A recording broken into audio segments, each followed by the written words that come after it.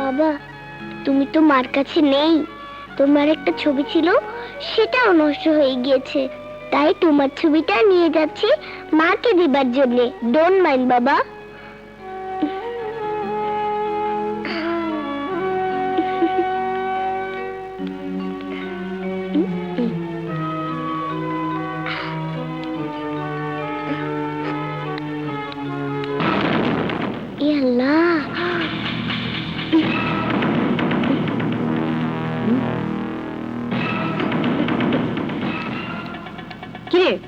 কি লুকালি?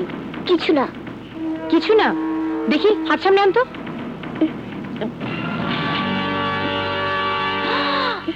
ছবি সহ ফ্রেমটা চুরি করে কোথায় নিয়ে যাচ্ছিলি? কিরে, কথা বলছিস না কেন? দে। না না, ছবিটা নিয়ে না, ওটা আমাকে দিয়ে দাও। ছাড় ছাড় ছাড় ছাড় বলছি।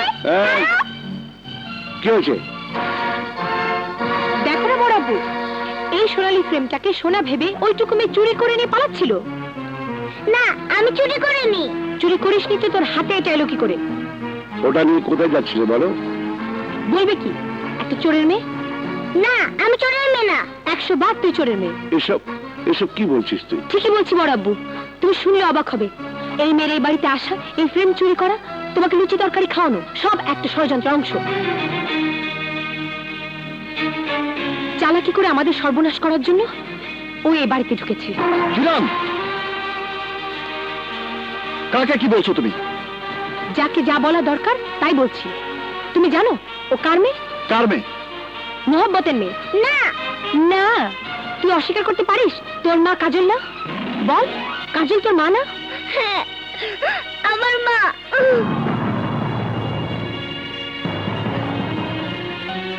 কাজলের মেয়ে?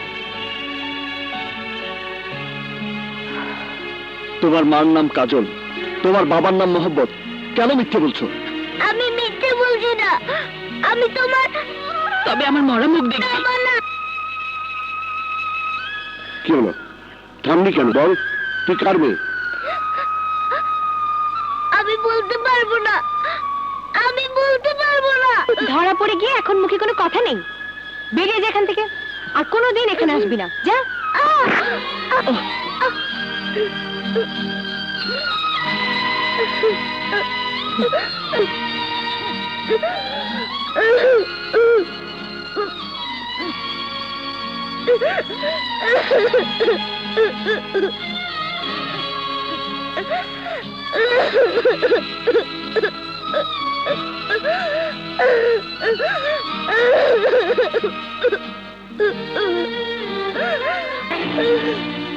তুমি জানলে কি করে ও মোহব্বতের মেয়ে?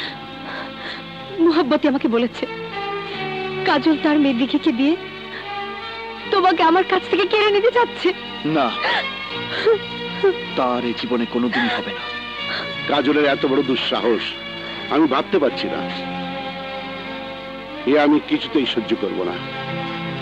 ওকে আমি এখান থেকেও তাড়াবো। কোথা থেকে কাজল?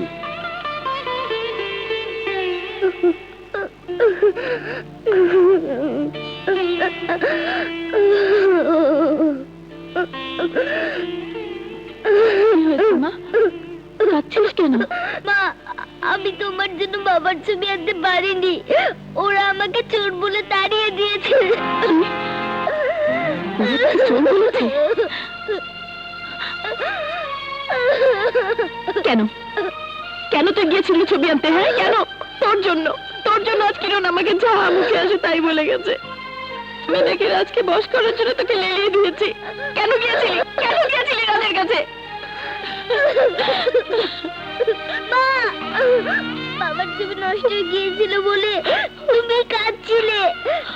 তোমার কান্না সইতে না পেরে আমি তোমার জন্য বাবার ছবি আনতে গিয়েছিলাম।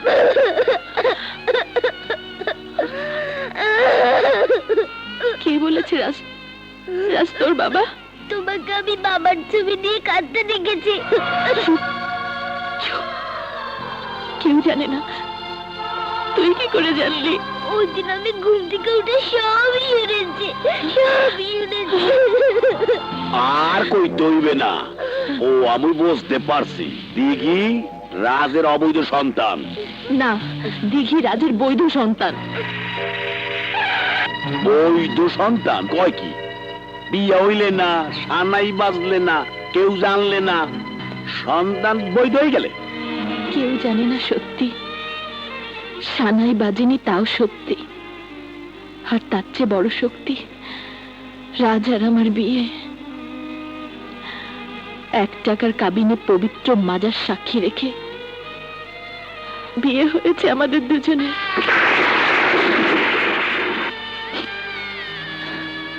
দিঘি রাজের বৈধ সন্তান। তাইলে তুই আমারে বাড়া করিয়া বিয়ার নাটক করছিলি কে? যাতে এই কথা জানার পর কিরণ আর রাজ আমাকে ঘৃণা করে, ওদের দুজনের বিয়ে হতে যেন কোনো বাধা না থাকে। কেন? সেদিন বাসায় এসে দেখি আমার বোন কিরণকে বড় আব্বু রাজের বউ করে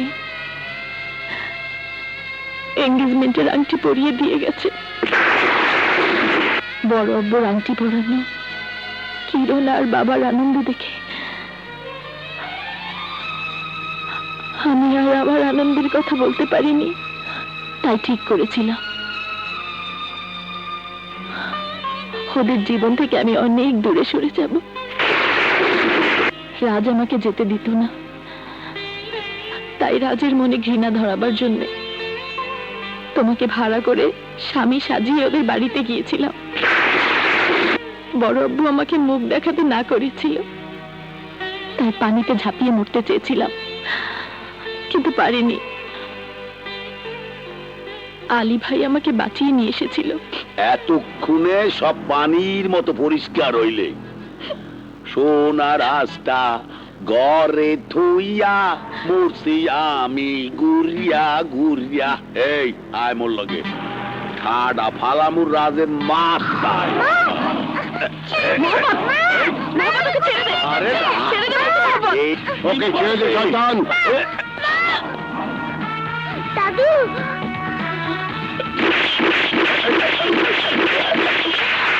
কি বলতে পারছিল আমায়?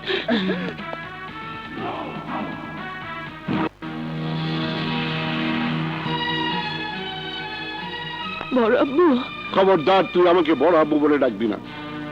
আমি যদি তোর সত্যি বড় আব্বু হতাম তাহলে তাহলে এত বড় একটা সত্যি তুই আমার কাছে লুকিয়ে রাখতে পারতিস না। আমাকে আমাকে দিয়ে তুই কত বড় পাপ করেছিস জানিস? তোর মতো একটা নিষ্পাপ মেয়েকে আমি বলেছি আমার বাড়ি থেকে বেরিয়ে যেতে। তোর ওই মুখ আমি কোনোদিন দেখতে চাই না। এখন এখন আমি তোর কাছে মুখ দেখাবার যোগ্যতা হারিয়ে ফেলেছি। এখনই চল মা, তোকে তোর যোগ্য স্তরে বসিয়ে আমি আমার পাপের প্রায়শ্চিত্ত করব। না বড় আব্বু, এখন তার হয় না।